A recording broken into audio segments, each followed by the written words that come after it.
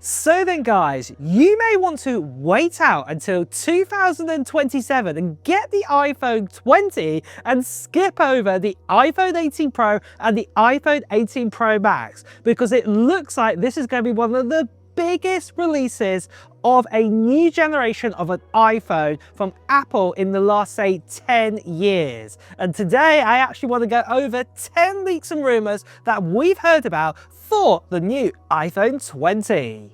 So with that, let's get started with leak number one, and that's all to do with the design of the iPhone 20. Now, traditionally what Apple would like to do is probably once every sort of decade, they like to do a big refresh of their iPhone design. And we've seen this in the past. When we had the first generation iPhone, all the way up to the likes of the iPhone 8, we used to have those two big borders on the iPhone, on the top and the bottom, and the home button at the very bottom too. And that design stayed exactly the same all the way until we got 10 years in to the iPhone. And that's when we got to the iPhone 10 or the iPhone X. And then what we had there is that we had the Face ID and the sort of complete screen design. And really, we've had that design all the way up to the last few years. We have had Dynamic Island introduced, for example, instead of having that notch. But it looks like Apple are going to do that big change again now when we get to the iPhone 20. Now, with the iPhone 20, we've been told that more than likely the design is going to change, mainly to do with the screen, and to make the screen completely bezel-lessness. So basically no border around the screen whatsoever. What we've been told about is that we're going to have a sort of curve around the whole screen. Not a curve that's going to take on the whole sides of the actual phone, but just basically a little curve around the edge, so it looks like when you look at the phone straight on that it doesn't have any kind of border whatsoever. It's going to be completely glass in how they're going to do this, and this is going to be the major big change in the look of the new iPhone. Now obviously I know one of the big questions you're going to ask, is one I have, is how screen protectors going to work with this, for example, and how they're going to adapt that. But you know, this is the way that it looks like Apple are going to do this. Now I know these renders that you're seeing right here, it does look a little bit exaggerated on this, but it will be far less than what you're seeing on these renders right here. But then after this, the second big leak we've heard about to do with this new display and how it's going to look, and that's all to do with the Face ID sensors and also this camera on the front. And we've been told that we're probably going to get sort of two different options that we could have with the screen this time, with the cameras and Face ID sensors. The first option is that we could actually have a hole punch sort of camera like what you get with a lot of Android phones, but the Face ID sensors and everything like that, they'd be hidden underneath the screen, or they'd only become visible when you need to authenticate your face, and then the rest of the time they would disappear. You wouldn't see them at all. The other option is that even the camera would also disappear underneath the screen, and again that camera and those Face ID sensors would only appear when you need to use them. So if you are using the selfie camera, it would appear then, or if for example you need to authenticate yourself, it would appear then, and that's it. Apart from that, it'd be a complete sheet of glass, what you'd get on this phone. There'd be nothing on it whatsoever to interfere when you're watching things on this display, and this would be super cool to get. Now in my opinion, I think either option is going to be better than we have right now, the Dynamic Island. Don't get me wrong, I do like the idea of the Dynamic Island, but it does get in the way when you are watching some media on it. But this is the second big upgrade we're going to see. But then for the third big leak we've heard about is to do with that display again, and this is how all of these things will be made possible. We're going to get a new type of display technology. This is called a COE display, and what this does is this removes some of those sort of polarizations or kind of sort of filters that are in the way right now when we're actually looking at the display. This means that all more colors and more kind of contrast will be even more richer than what we have right now on the display. This would help out, for example, in super bright light scenarios and things like this.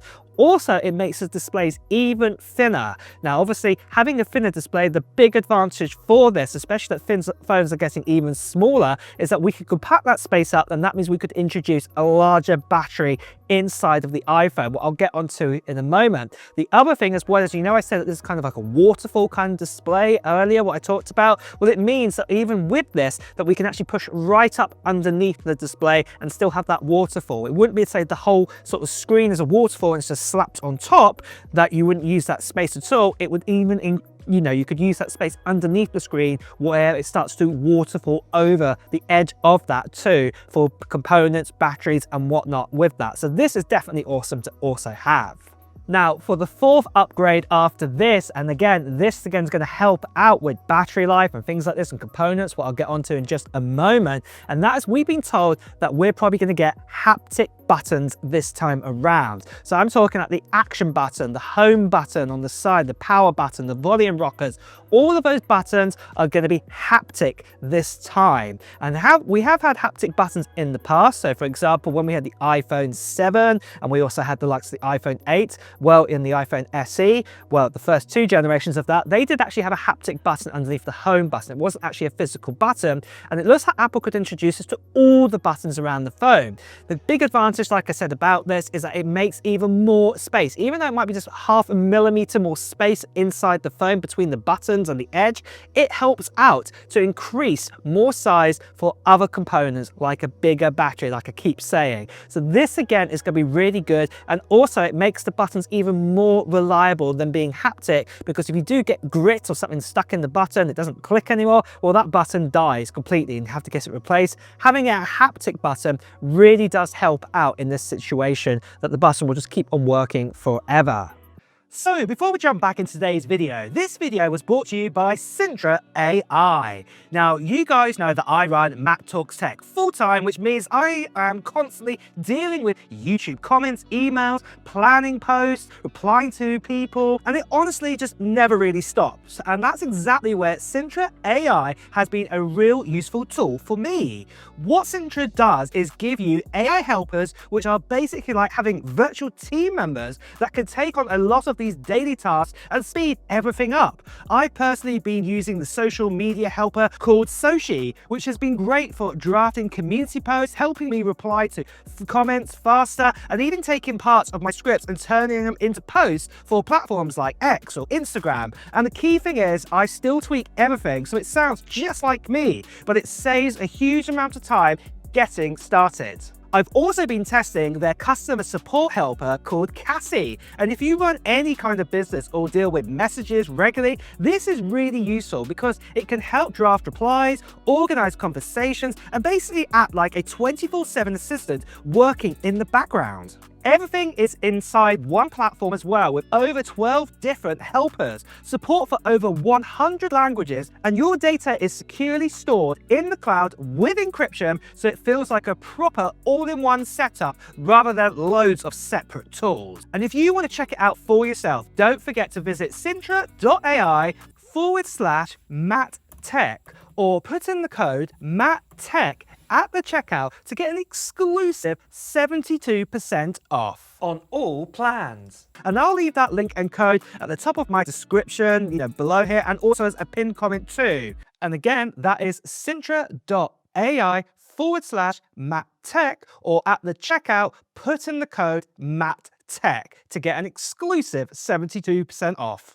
So moving on from this then, the next thing we've been hearing about, and I've talked about this already, is to do with the actual battery. We're expecting the iPhone 20 battery to be one of the largest batteries ever put inside of a sort of bar-shaped iPhone out there.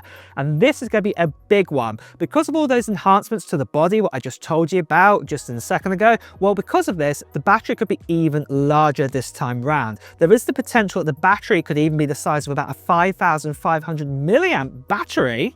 And then on top, it could use a new type of technology called a silicon anode technology, or silicon anode battery, as it were. And this is a new type of technology. A lot of other phone manufacturers are starting to use this. Many people call it like a solid state type of battery.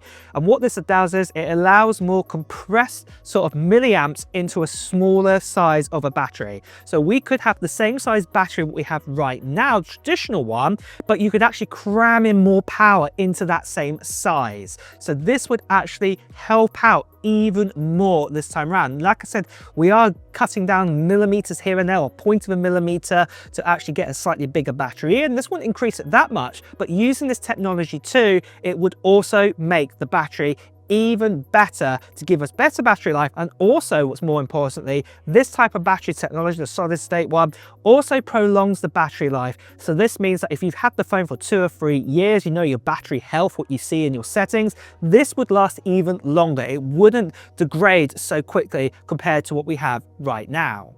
But then for the 6th big upgrade we've heard about, and this is all to do with the main chip in the phone. This will be the A21 Pro, more than likely, for the chip inside of the new iPhone. Now this chip, what we're expecting it to give us is to be built on a new 2nm process, and with this being on a 2nm process, this allows this iPhone to be even more efficient than we have right now and give us more power, because all the transition resistors will be compressed even closer together. And this again would enhance battery life, push out performance even better than we have right now. But then for the 7th big upgrade, we're also hearing that Apple are looking to introduce a new type of 3D stacked RAM into the iPhone as well. What is a mobile high bandwidth memory. And with this allows, again, a new kind of 3D stack type of RAM, what's specifically designed for more mobile technology, as it were. It also is far better on efficiencies and power, but it looks like Apple are going to be applying this because it's more designed for kind of ARM chips out there and to help out with that. And it's going to be a real big booster in performance and efficiencies too. But then after this, for the 8th big leak we've been hearing about with this phone, is that we're going to get another custom modem put inside this phone. Just like what we have with the C1 and the C1X, there's also the planned C2. By the time the iPhone 20 comes out, we could be on the C3 or C2X by this time. And again, this is going to be the next generation of this modem. Probably by this time, if we've got that satellite connectivity, probably that connection is going to be even better, probably faster abilities, a faster modem to connect, and even better signal with, say, the satellite connectivity, how that works. Also with efficiencies, again, it will push out that boundary one more time to give us even better battery life once more. But then for the 9th big leak we've been hearing about, and this is all to do with the main rear camera, and it looks like Apple are creating their own sensor for the first time.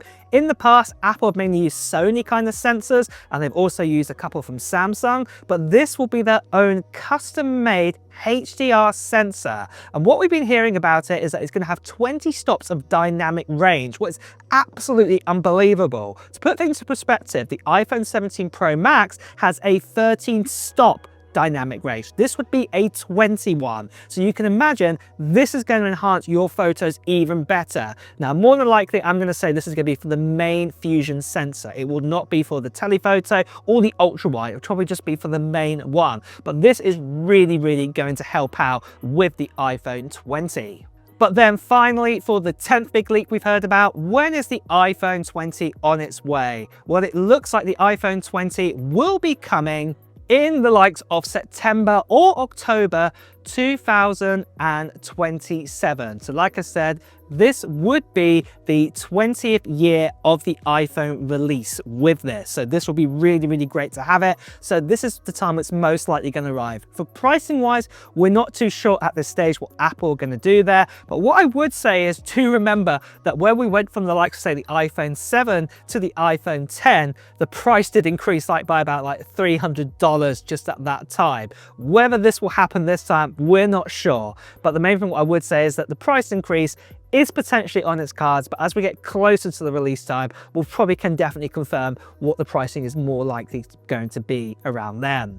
But really, guys, that is the latest and greatest we have on the iPhone 20. Are you excited for it? Are you going to get one when it does come out? Well, let me know in the comments below. And on that note as well, guys, it's time to wrap up the video too. So if you have enjoyed watching it, please do press the like button. As always, if you want to hear the latest Apple news, reviews and comparisons, make sure you subscribe to the channel and hit that notification bell. Until next time, guys, I'll see you really soon. Take care.